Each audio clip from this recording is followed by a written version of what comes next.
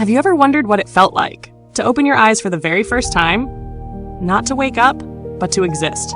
My name is Adam, and before there was a city, before there was a kingdom, before there was war, before there was death, there was me. I remember nothing before that moment. Only darkness. Then suddenly, breath. The first thing I ever felt wasn't air, it was life, entering me. God himself leaned over the dust of the earth and breathed into my nostrils. That breath became my first heartbeat. I opened my eyes, and the very first face I ever saw was my creator. Imagine that.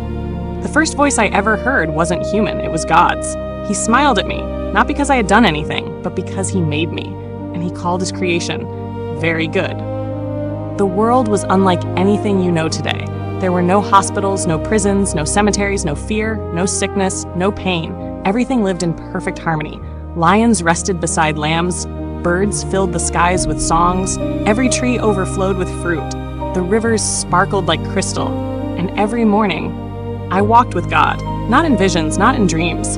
I literally walked beside him. Can you imagine hearing his laughter? Listening as he explained why he made the stars?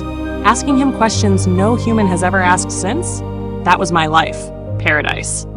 God gave me a purpose. He brought every animal before me, one after another. Creatures you've never even seen, some now extinct, some still roaming your earth today. Each one waited patiently, and I named them all. Lion, elephant, eagle, horse. Every name began with me. Yet as the days passed, I noticed something. Every creature had another like itself. 2 birds, 2 deer, 2 wolves, but not me, I was alone. Then one evening, God did something extraordinary. He caused me to fall into the deepest sleep imaginable. When I awoke, she was standing before me. Eve. She wasn't created from dust like I was. She was formed from my own side, not from my head to rule over me, not from my feet to be beneath me, but from my side, to stand beside me. For the first time, I wasn't alone. We laughed together, explored together, worshipped together. Life couldn't have been more perfect, or so we thought. There was only one command, just one. Do not eat from the tree of the knowledge of good and evil. Think about that. Millions of trees. Only one forbidden. It seemed so simple, until the serpent came. He didn't begin with a lie.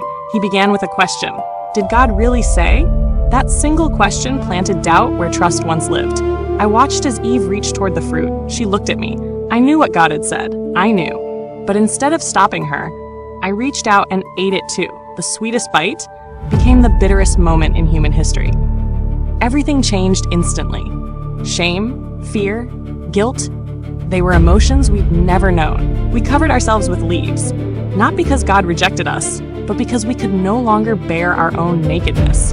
When God came walking through the garden, for the first time, I hid. Imagine hiding from the one who made the universe. He called my name. Adam, where are you? It wasn't because he didn't know where I was. It was because I no longer knew where I belonged. The curse came quickly. The ground would resist me. Work would become exhausting. Pain entered creation. Death entered humanity. And worst of all, we had to leave Eden. I turned back one last time. The garden glowed behind us. Angels stood guard. Flaming swords blocked the entrance forever. Home was gone. People often remember me as the man who brought sin into the world. They're right, but that isn't the end of my story. Even as we left Eden, God made us garments from animal skins. The first sacrifice, the first hint that one day, someone else would cover humanity's shame forever. I didn't understand it then, but God had already begun his rescue plan. One day, a second Adam would come, not from the dust, but from heaven. Where I failed, he would succeed. Where I brought death, he would bring life. My story begins the Bible, but his story saves it. I am Adam, the first man, the first sinner, the first recipient of God's mercy, and this is my story.